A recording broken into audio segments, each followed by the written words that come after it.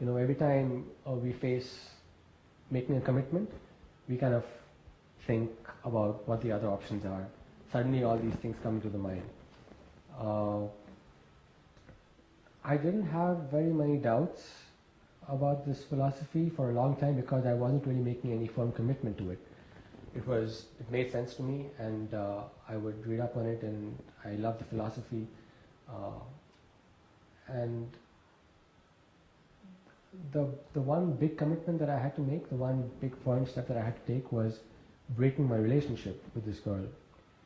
And that was very difficult for me, but it was a commitment that I had to make because I came to a point where I realized that it was either this or that. There's no way that these two can work together. At that point, I recall just after I had broken the relationship, and I was thinking, like, what have I done? What have I done? What if all this is just nonsense? Maybe it's just a big story. Maybe it's not real. But then I kept contact with devotees. I kept contact with my brother, with Babaji in the forums. And very soon after I made that decision for Krishna, I found my intelligence kind of blooming almost. It was like before that it was very contaminated.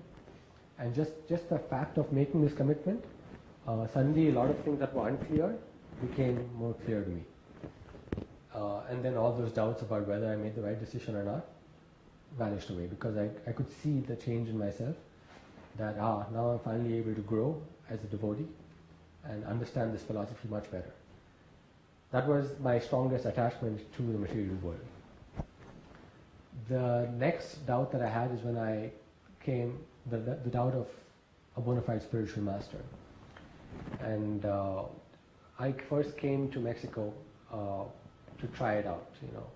I told Babaji I'm coming to visit for 3 months and just to see how it is, and at the end of 3 months I'll make a decision.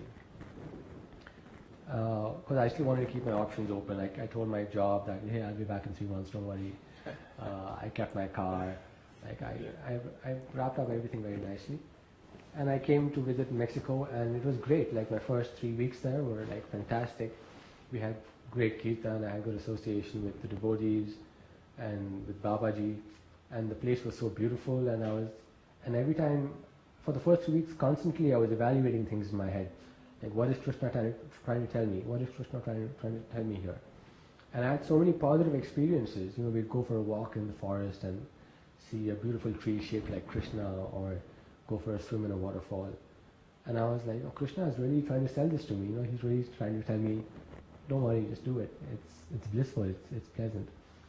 And so I very quickly made the decision that, yeah, I'm going to stay here for good. I'm not going to go back to my job. I'm going to cut all that off.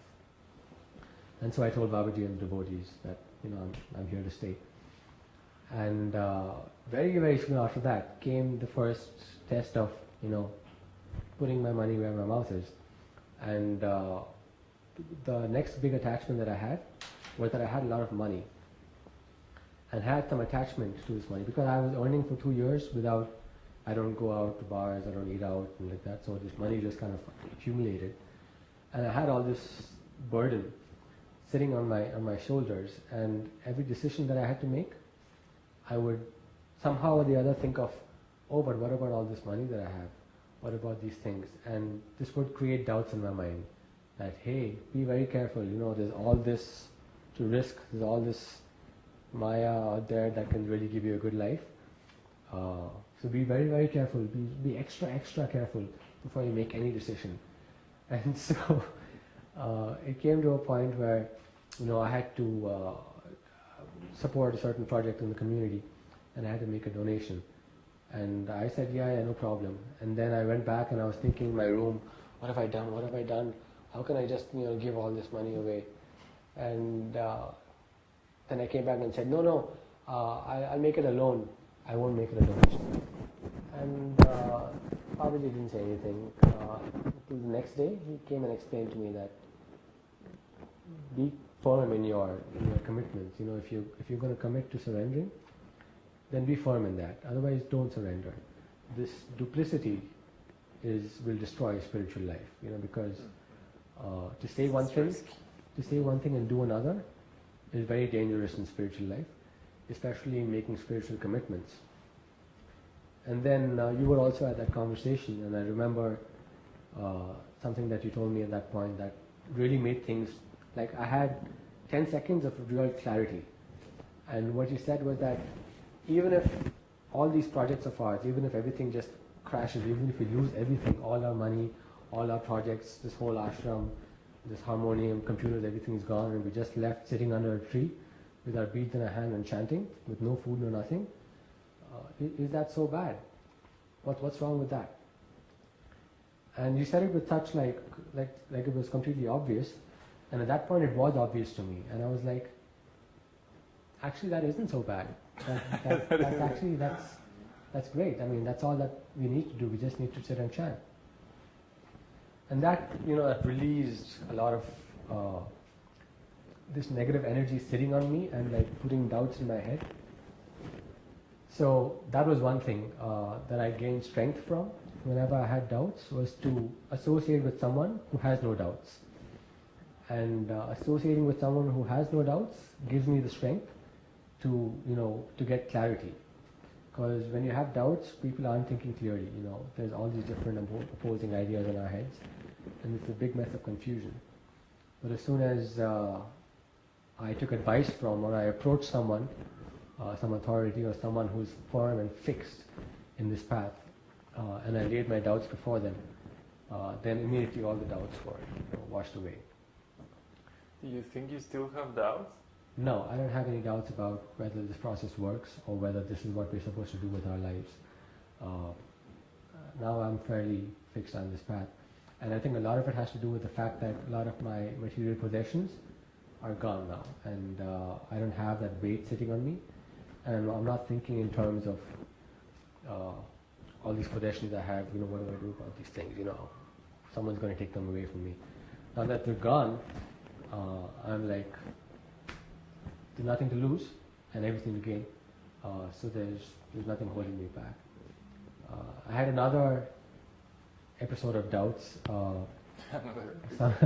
another freak out episode, sometime back when I was stuck in Mexico, and the devotees in Babaji came here, and then at that point, Florian freaked out and went off, and Florian was like, very firm and fixed and like that, and he freaked out and left, and that wasn't like my problem that point of time. It just happened to be at the time when Babaji said something to the devotees and on a darshan about me that was, uncharitable, or I thought, why is Babaji being so unfair to me? Babaji was saying, Neville can go to India and preach if he wants, he thinks he's better than us, or something like that. There was some misunderstanding, but I misunderstood the misunderstanding, and instead of clearing it up with Babaji and getting it straightened out, I began to go, get very upset in my head, and began to think, what kind of spiritual master is this? He's throwing me off after I surrendered to him just because I didn't even know why he was doing that. But Babaji is the kind of person who is easily misunderstood sometimes, just because of his personality, and because he just says whatever comes, whatever is in his heart, he just says it straight up. And I was not used to that. I was more used to people being diplomatic. I am diplomatic myself, and so that was very interesting for me, because after that point and after Florian left, I realized that the reason Florian left was that he had issues with Babaji directly that he didn't bring up. That, these things were sitting in his heart, and Florian emailed me later telling me all these things about Babaji, and I was like, I didn't want to hear any more of it. But I realized that the fact that he didn't speak out about problems that he had, or issues that he had, he kept it within himself. That's what exploded later. So then I realized that if I do the same thing, I'll end up in the same boat.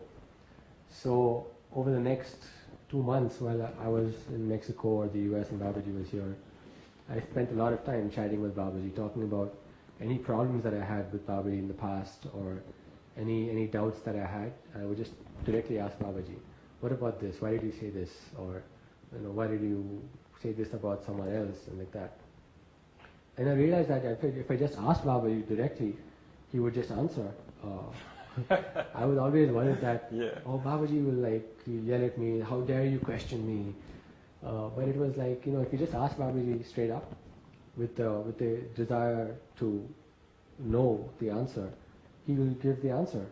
And so much of my doubts and I realized I had so many things about Babaji inside that I wasn't expressing directly. And I started opening up and asking him directly all these doubts about it, And soon all these things were cleared up. And I realized that, this is something I should cultivate more often, that if I have something that's making me feel bad inside,